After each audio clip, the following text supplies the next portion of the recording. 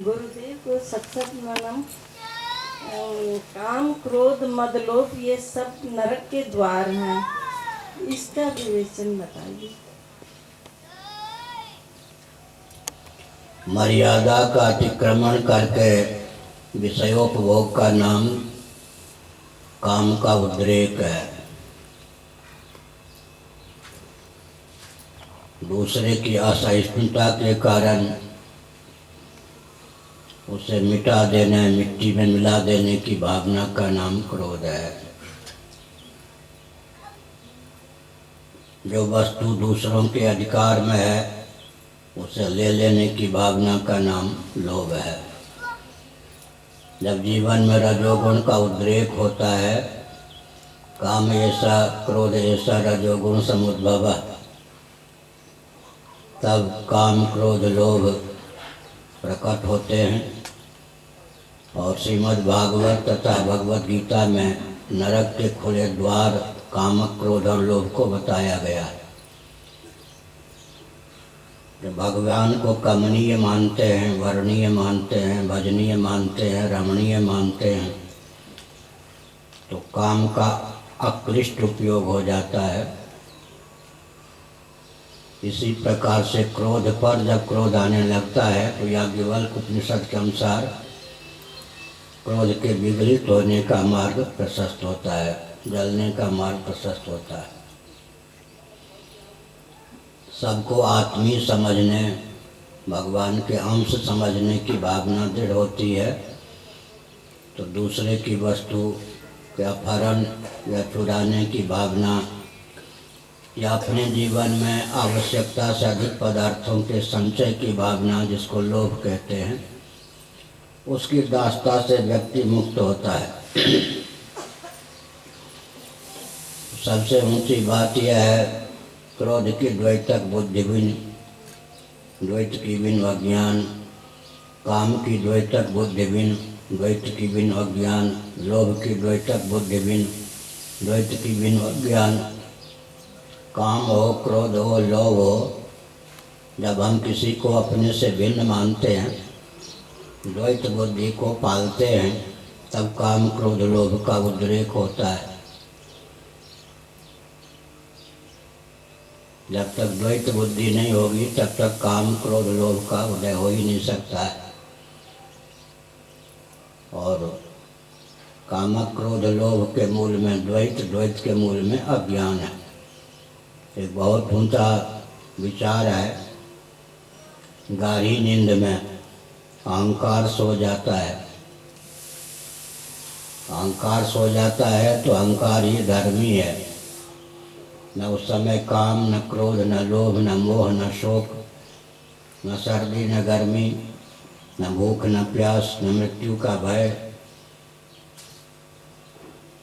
और न किसी प्रकार का ताप प्राप्त होता है। इससे सिद्ध होता है कि सारा खेल, जितना उपद्रव है, वो अहंकार के कारण है।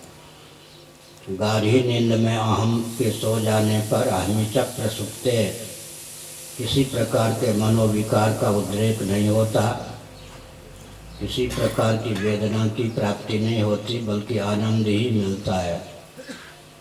गाढ़ी नींद के इस रहस्य को समझने पर व्यक्ति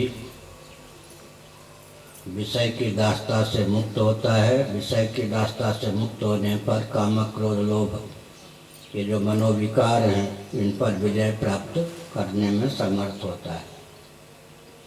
एकाएक काम क्रोध लोभ पर विजय नहीं प्राप्त की जा सकती है। मर्यादा की सीमा इसीलिए अपना यहाँ है। मर्यादा की सीमा में काम हो। और बहुत अच्छा रामचरितमानस में कहा गया, निर्वाण दायक क्रोध जाकर, भगवान शिव क्रोध करते हैं, राम जी क्रोध करते हैं, तो निर्वाण जिस पर क्रोध करते हैं उसे शांति मिलती है, आनंद मिलता है। तो यहाँ एक रहस्य बताया गया। पूज्य स्वामी अखंडानंद सरस्वती जी महाभाग कहा करते थे, आग का क्रोध का स्वभाव एक जैसा होता है। आग अपने अभिव्यंजक संस्थान को, तिल्ली को, काष्ठ को जलाती हुई प्रकट होती है। अग्नि के प्राकट्य का यही सिद्धांत। केकड़ी के घर में जो बच्चा होता है केकड़ी के पेट को फाड़ के ही जन्म लेता है, ऐसी कहावत है। ऐसे क्रोध जिस आश्रय में उत्पन्न होता है उसको दग्ध करता हुआ ही उत्पन्न हो सकता है, अन्यथा नहीं। विषय पर क्रोध कारगर हो या न हो, आश्रय पर कारगर हुए बिना तो उसकी अभिव्यक्ति ही नहीं हो सकती। इसका अर्थ यह है कि क्रोध तो अपने आश्रय इंद्रियाणि मनोबुद्धि रस्याधिष्ठान मुच्यते, भगवद गीता के 3रा अध्याय। प्रजाति यदा कामान सर्वान पार्थ मनोगतान, भगवद गीता का 2रा अध्याय। काम क्रोध लोभ मोह इनका आश्रय, इनका अभिव्यंजक संस्थान इंद्रिय मन और बुद्धि है। तो क्रोध जिस आश्रय में उत्पन्न होता है उसी को पहले दग्ध करता है। क्रोधी का हृदय जलता है क्रोध रूप आग में। मीठा विष है काम और लोभ, कड़वा विष है क्रोध। दोनों ही विष हैं। तो मर्यादा की सीमा में काम क्रोध लोभ। और कमनीय भगवान हैं, वर्णीय भगवान हैं। इस तथ्य का जब हृदय में ज्ञान होने लगता है तब काम शिथिल होने लगता है। कारण क्या है? संसार साक्षात वर्ण करने योग्य नहीं है। संसार में जो कुछ चमत्कृति है वो परमात्मा की विद्यमानता के कारण है। सोने की अंगूठी आदि में जो कुछ चमत्कृति है सोना की विद्यमानता के कारण है। भगवान की विद्यमानता के कारण ही किसी वस्तु के प्रति चित्त आकृष्ट होता है। इस तथ्य को समझने पर और सात्विक आहार इत्यादि करने पर, सत्संग करने पर काम क्रोध लोभ पर नियंत्रण और विजय प्राप्त करना संभव है। आगमोपः प्रजादेश काल कर्म च जन्म च ध्यानम मंत्रोक्त संस्कारो न शैत्य गुण हेतवः। श्रीमद्भागवत 11वां स्कंद अध्याय 13 श्लोक 4।